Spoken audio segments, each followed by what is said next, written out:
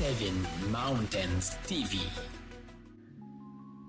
Munyemerere mbasuhuze kandi mbifurize kugubwa neza, nizere ko mumeze neza kandi nizere ko murimo mushimira Imana.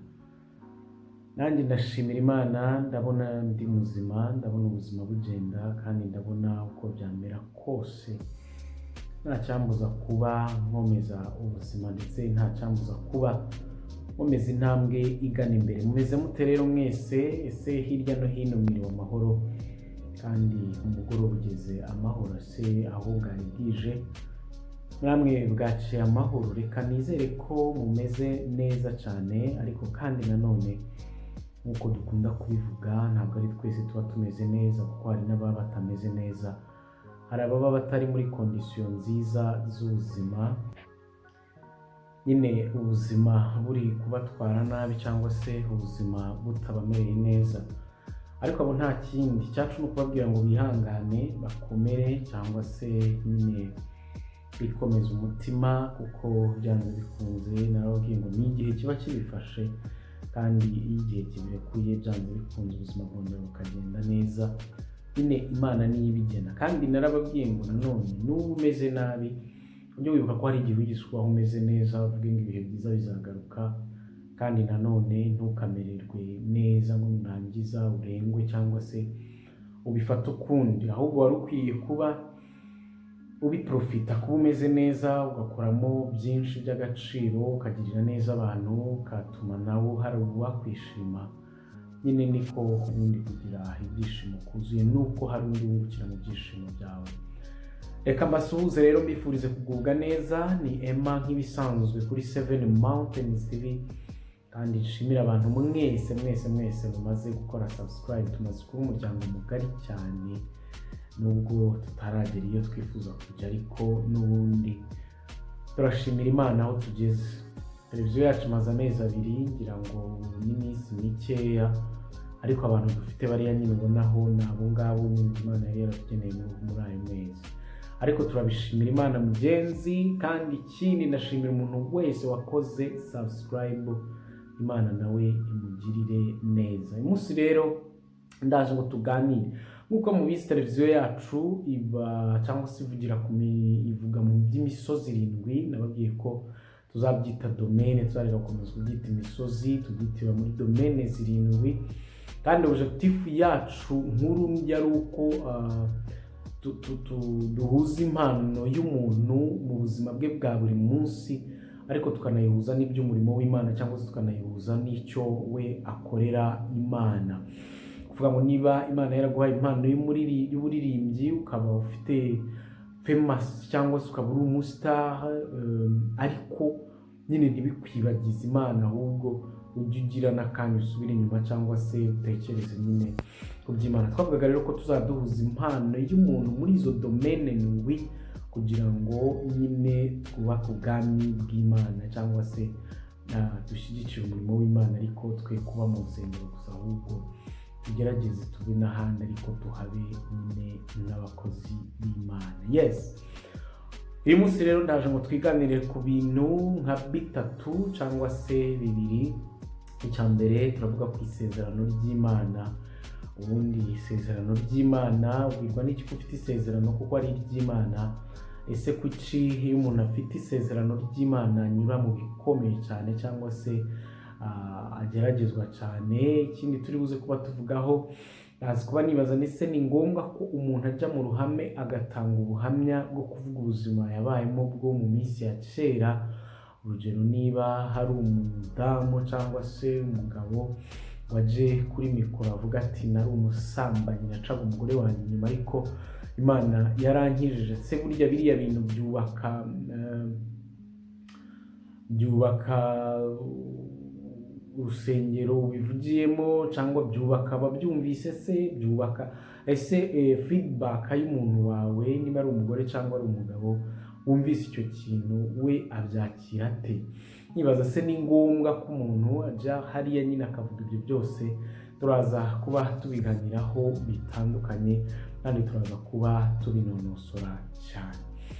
Ariko munyemerere ntangirire ku kuvuga ngo niba uri umuntu uca mu bikomeye, niba uri umuntu ubona uca mu bikomeye, menya ngo byanze bikunze imbere uri umuntu n'ubundi ukomeye. Ni ukuvuga ngo ibihe bikomeye biratyaza. Kare nahoze nsoma akantu kavuga ngo ibihe bikomeye ngo birema abantu bakaba abagabo, noneho abagabo barema ibihe byiza, noneho ibihe byiza bikarema abagabo ba nta kigenda. Sinzi niba byumvikana neza. Ni ukuvuga ngo iyo uri mu bihe bikomeye nyine bikwigisha amasomo atandukanye, noneho bigatuma urema ibihe byiza, bigatuma uharanira kuvuga ngo ngira ibihe byiza. Muzabyumva ubuhamya bw'abantu benshi babakira uyu munsi akubwira ati nahereye ku giceri cy'ijana nzunguza ubunyobwa ngenda n'amaguru nkora urugendo runini njya kurangura bakayiba, ejo nkagaruka nkongera ngatangira. Nahoze numva ubuhamya bw'umuntu nyiri Hyundai cyangwa se nyiri uruganda rukora Hyundai. Ni umuntu wagerageje kenshi ariko yatangiye waba ari abakene batabasha no kumwishyurira ishuri ndetse batabasha kurya saa sita na nimugoroba, nyine barya nka rimwe ku munsi cyangwa se bakarya byibuze nyine bitanahagije nabwo, ubundi bakamutoza guhinga. Igihe kimwe ngo aravuga guhinga ndabirambiwe, arazamuka ajya mu mujyi nk'uko natwe twese tujya tubigenza. Nyine niko kugerayo aratangira ububoyi, atangira koza amasahani nyine hanze hariya n'ibyo baba bakora cyane. Hanyuma ava gukora by'ububoyi ajya gukora kuri table cyangwa guseriva, nyuma avaho ajya kuri case. Nyuma yavuye kuri case rero aba manager, nyuma yo kuba manager agura ya restaurant yakoreragamo. N'ubuhamya burebure muzabyumve kuri YouTube ya Mwanafunzi niba bivuzeho neza cyane. So nkavuga ngo rero ibihe bikomeye birema abantu bakaba abagabo, ariko abagabo nabo bakarema ibihe byiza. Ibihe byiza none bikazongera bigasubiza ibintu inyuma, bikarema abagabo ba nta kigenda. Kandi namwe muzabibona nimubikurikirana neza, muzabona ko hari ukuntu nyine abantu bameze neza cyangwa se bari mu bihe byiza nyine DC ubona bameze nk'abarenzwi, ubona bakina n'ubuzima, ubona bakina n'ibidakinishwa kwa nyine muri ubwo buryo. So rero nari ndimo nivugira kuvuga ngo nubona uri mu bihe bigoye cyangwa se ukabona uri mu bihe bikomeye, ujye umenya ngo byanze bikunze nawe uzaba ukomeye, cyangwa se ujye umenya ngo biragutegurira ikintu gikomeye kandi cyiza aho ngaho imbere. Ni ukuvuga ngo uzumva ubuhamya bw'abantu nyine bageze iriya hejuru cyangwa se bari kugasongera uyu munsi, ariko mbere bari mu bihe bitabemera no gutekereza ko byibuze ejo bazaramuka, ariko bagakomeza nyine bagapushinga, bagakomeza bakarwana, bagakomeza bakagerageza. Ikintu kibi nabonye iri mu bihe bibi ni ugucika intege no kugivinga mu ndimi z'amahanga cyangwa se kurekeraho. Ni ukuvuga ngo niba uri mu rugendo, Yesu uzananizwa n'ibihe bikomeye, ariko ibihe nibiza bikakunaniza ntugahagarare, kandi nyine nunananirwa ntukicare, uyakomeza upushinge, basi unakambakamba ariko uje imbere. Ni ukuvuga ngo ibihe bigoye cyangwa se ibihe bikakaye nyine bibaho mu buzima, ariko kugera kuri siko gupfa. Haba hakiri ibyiringiro, haba hakiri ko ejo byagenda neza, haba hakiriho uko ejo ubuzima bwagaruka, haba hari ikiriho ko igiti cyatemwe cyakongera kigashibuka, nyine ubuzima bukagenda neza. So rero iyo uri mu bihe bikomeye, menya ngo byanze bikunze ejo ni heza, kandi menya ngo byanze bikunze Imana izakwishimisha ibyishimo biruta umubabaro wari wagize. Yes, rero mbwira umuntu wese uri mu bihe bimukomereye uyu munsi, hari umuntu urwaye bikomeye cyane ndetse yibaza uko ubuzima burangiye, cyangwa se yibaza ko nyine bimurangiriyeho. Noneho hari ikibazo, hari ukurwara ukaba udafite n'amafaranga yo kwivuza, hari ukurwara ukaba udafite byibuze n'umuntu ugukurikirana, hari ukurwara ukaba udafite byibuze n'umuntu ukubaza ngo bimeze bite, nyine umeze nk'aho uri wenyine. Ni ukuvuga ngo rero wowe uri muri ibyo bihe bigoye gutyo, nakubwira ngo ihangane. Hariho nk'abantu baba bafunze, akatiwe imyaka yose, akavuga ubuzima bwose ni muri gereza, ni ibihe bigoye kuri we. Ariko nagira ngo mbwire ngo habaho igitondo kimwe perezida akabyuka neza akavuga ati ndabababariye, abantu bagataha. icyizere cy'ubuzima kikongera kikagaruka. Noneho ba bantu ugasanga baje barabaye abantu bazima bafite amaplan n'amaporoje mu mitwe yabo, bakahita bagenda bakayegisekitinga cyangwa se bakayashyira mu bikorwa. Ejo ugasanga umuntu yateye imbere, ejo ugasanga umuntu nyine ubuzima bwaragarutse, kandi harabayeho igihe yabaga yumva ubuzima bwararangiye, ko byanze bikunze nyine iherezo ry'ubuzima ryaje. Rero ndavugana n'abantu nyine batameze neza, ndavugana n'abantu bari mu bihe bigoye, ndavugana n'abantu bari mu bihe bibakomereye, surtout n'ibintu by'ubushomeri. Hari igihe umuntu aba avuga ati ariko ubundi babona akazi bate? Hari igihe umuntu aba avuga ati ko nadepoje byibuze inshuro, nta munsi nsiba kudepoza, cyane ko uyu munsi biranorosha. Igihe no kuri telefone udepoza, aho ubonye post ukadepoza bikanga neza ukagira ngo akazi urakanukira. Rero ariko bibaho ugashoma, ariko umunsi ukazaba umwe ejo ukabona akazi karaje, ejo bakaguha promotion, ejo ukazamuka ukabona nyine ahubwo ntukibuka hahandi wari ubabariye. So rero niyo mpamvu nkunda kubabwira ngo nubona ubabaye uyu munsi, subiza ubwenge inyuma, wibuke ngo ariko hari igihe kimwe basi nigeze kwishima, hari igihe kimwe Imana yigize kuba ingirira neza. So rero abantu batameze neza mu bintu bitandukanye, rwose mwihangane, mukomere, kandi mumenye ngo ibyo bihe bibi murimo birabategurira kuzaba bakomeye, birabategurira kuzagira ibihe byiza by'akataraboneka. Rero ntiwihebe, ntucike intege, nturambirwe, ntubivemo, komeza upushinge. Ikibi ni ukurekera. Watangiye business ntoya hano biranga, gerageza n'ahandi. Watangiye gushakisha akantu ntibagufata, nyine urapurayinga ntibagufate, wirekera. Hari abantu barambirwa akavuga naradepoje byarandambiye, ntabwo nzongera kudepoza. Ntabwo ari sawa gufata uwo mwanzuro. Komeza ugerageze, komeza upushinga. Ubuzima ni uguharana, ubuzima ni uguhatana nyine mpaka ugeze ku cyo ugomba kugeraho.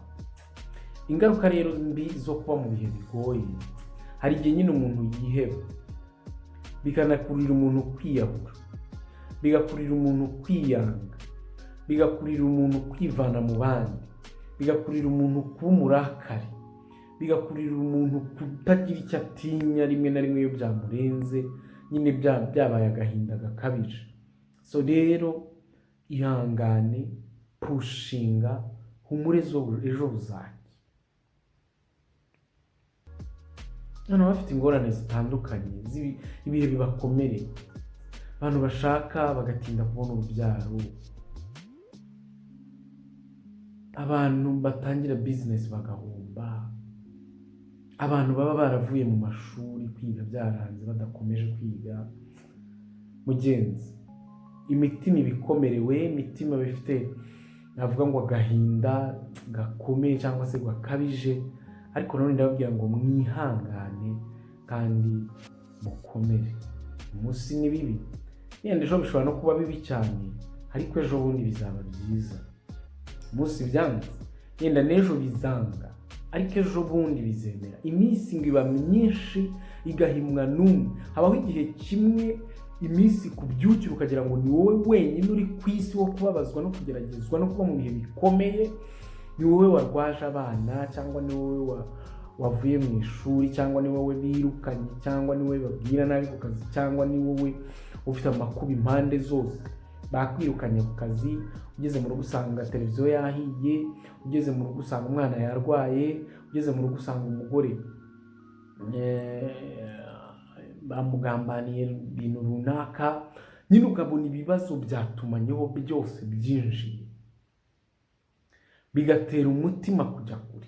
Ariko nagira ngo mubwire ngo hejuru y'ibihe bikomeye haba hariho imbaraga z'Imana, kandi Imana niyo mugenga w'ibihe byose. So rero komera, shikama, hatana, rwana, rasana, ubuzima buzagenda neza. Wikwiheba, wikwiyahura, no, wikwiyanga. wikwivana mu bantu. Reka nkunda kubabwira ngo turiho kubw'aba, igisubizo cyawe buriya gifitwe n'umuntu. Umuntu niwe uzaguha akazi, umuntu niwe uzakwishurira ugasubira mu ishuri, umuntu niwe unyuramo igisubizo cyawe. Rero iyo uri mu bihe bigoye bikagutera kwikura mu bantu, ni ikibazo gikomeye cyane. So rero umuntu uri mu bihe bigoye, komera, ihangane kandi utegereze Imana wihanganye, byanze bikunze bizacamo. Yes, twivugire rero ku isezerano ry'Imana. Ese kuba ufite isezerano ry'Imana bikubuza guca mu bihe bikomeye? Umuririmbyi umwe yaririmbye aravuga ngo ese uzagwiza imbaraga igihe uzaba utegereje isezerano. Ni ukuvuga ngo kugira isezerano ntabwo bikuraho process. Ni ukuvuga ngo yenda dufate nk'urugero, n'Imana yarakubwiye ngo nzaguteza imbere, n'urugero uzacuruza, uzaba umucuruzi ukomeye. Yes, ufite isezerano ry'uko uzaba umucuruzi ukomeye, ntabwo bikuraho process. Ntabwo bikuraho ko uzahaguruka ukagenda ukajya gushaka ikibanza uzacururiza, ukagenda ukabaza amakuru y'isoko, ukabaza uko barangura, ukagenda ukajya kurangura, ugatangira rimwe ukanahomba, ugatangira rimwe ukanatahiraho, ariko ufite isezerano ry'Imana. Umwe we yarabiririmbye ngo nahunze inzira nyabagendwa, nkaca inzira z'ubusesero, kandi mbitse amasezerano atabarika.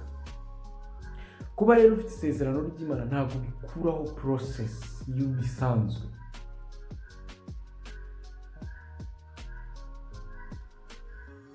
Ufite isezerano nzakubakira, ufite isezerano nzaguha urubyaro, ufite isezerano nzagutwara hanze dore ko ari amasezerano yeze, ufite isezerano inyuma hari utuntu turimo tudaranja, muri ihanganira ayo majwi yabyo.